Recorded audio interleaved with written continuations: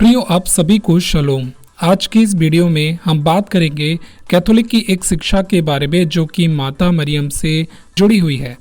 Video को शुरू करने से पहले जितने भी कैथोलिक भाई और बहन इस वीडियो को देख रहे हैं उनसे मेरा ये निवेदन है, वीडियो को पूरा देखें, बीच में स्किप ना करें। हो सकता है परमेश्वर इस विषय के माध्यम से आपको गलत शिक्षाओं से आज़ाद करे। प्रियो, इस वीडियो को बनाने का उद्देश्य आपकी भावनाओं को ठेस पहुंचाना बिल्कुल नहीं है, बल्कि परमेश्वर के वचन से सत्य को प्रस्तुत करना है। तो चलिए शुरू करते हैं। क्या मरियम मनुष्य और परमेश्वर के बीच में बिछुई है?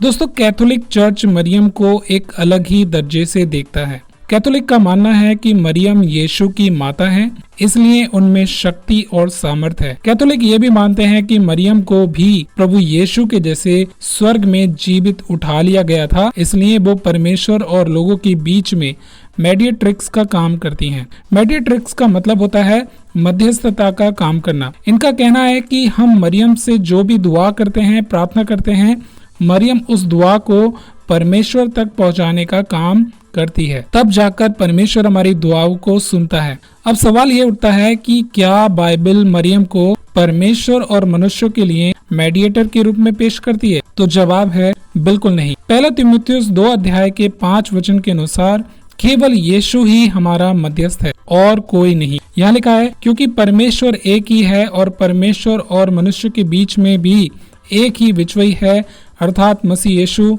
जो मनुष्य है।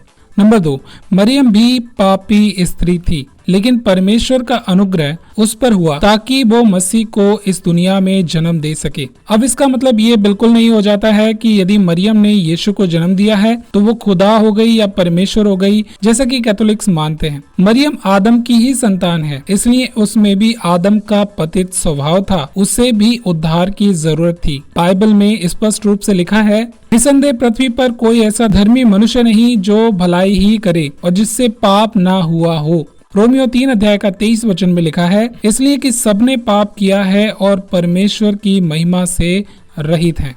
नंबर 3 पर है माता मरियम की मूर्ति बनाना गुनाह है। देखिए दोस्तों, जब परमेश्वर ने इजरायलियों को अपनी व्यवस्था दी तो उनमें से एक आज्ञा मूर्ति को नहीं बनाने की थी।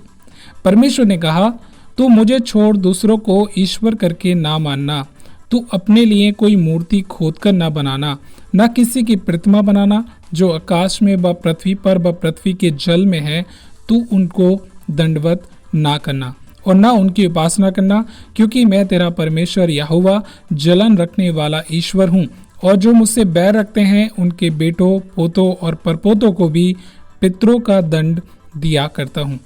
लेकिन कैथोलिक क्या करते हैं, वे इसी आज्ञा को तोड़ देते हैं और मरियम की मूर्ति बनाकर उससे दुआ करते हैं और उसके सामने दंडवत होते हैं। दोस्तों, ये बुत परस्ती है जो कि बाइबल में सबसे बड़े गुनाहों में से एक है। इवन जब आप किसी भी कैथोलिक चर्च में जाते हैं और वहां जाकर अगर आप उनकी 10 आज्ञाओं को ध्यान से देखें तो आप पाएंगे कि उनमें से एक आज्ञा को नहीं लिखा गया है। देखिए, बाइबल की 10 आज्ञाओं में से एक आज्ञा है तो मूर्ति खोदकर मत बनाना, लेकिन कैथोलिक ने इसी आज्ञा को अपनी 10 आज्ञाओं में से निकालकर बाहर कर दिया है। तो ये सबसे बड़ा गुनाह है, क्योंकि परमेश्वर की आज्ञाओं में से ना तो हम कुछ निकाल सकते हैं और ना ही हम कुछ जोड़ सकते हैं। नंबर 4, केवल परमेश्वर ही उपासना के योग्य है। प्रभु यीशु ने लूका 4 अध्याय और उसका 8 वचन में कहा, यीशु ने उसे उत्तर दिया, लिखा है कि तू प्रभु अपने परमेश्वर को प्रणाम कर और केवल उसी की उपासना कर। दोस्तों, केवल परमेश्वर ही है जिसकी हम उपासना कर सकते हैं, जिससे हम प्रार्थना कर सकते हैं। पवित्र बाइबल हमें ये बिल्कुल भी नहीं सिखाती कि मरियम हमारी माता है। दूसरी ओर बाइबल में किसी ने भी मरियम से दुआ नहीं की और ना ही ऐसा करना सिखाया। इसलिए ज़रूरी यह है कि हम परमेश्वर के वचन में ना तो कुछ जोड़ें और ना कुछ इसमें से निकालें। ऐसा करने से परमेश्वर का क्रोध आ पड़ता है। प्रकाशित वाक्य 22 अध्याय का 19 वचन में लिखा है, और यदि कोई इस भविष्यवाणी की पुस्तक की बातों में से कुछ निकाल डाले और परमेश्वर उस जीवन के पेड़ और पवित्र नगर में से जिसकी चर्चा इस पुस्तक में है उसका भाग निकाल देगा।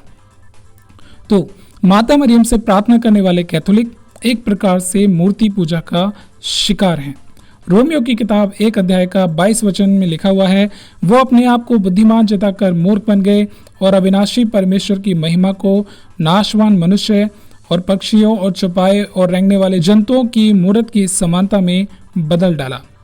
अंत में एक बार फिर से मैं आपको कहना चाहता हूँ, मेरा मकसद किसी की भावनाओं को ठेस पहुँचाना नहीं है। मैं चाहता हूँ कि कैथोलिक भाई बहन वचनों को सही से समझें और प्रभु यीशु मसीह के पास पूरी ईमानदारी से लौट आएं। प्रभु आप सभी को बरकत दे। प्रभु यहोशुआ मसीह के नाम में आप सभी को शलोम।